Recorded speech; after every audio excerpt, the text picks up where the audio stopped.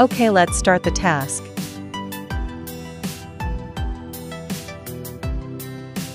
The destination has been reached. After the robot navigation map is created, open the AGV application and select the normal mode. Open the mobile app and add the robot. Enter the robot's name, ensuring that the added name matches the robot's actual name.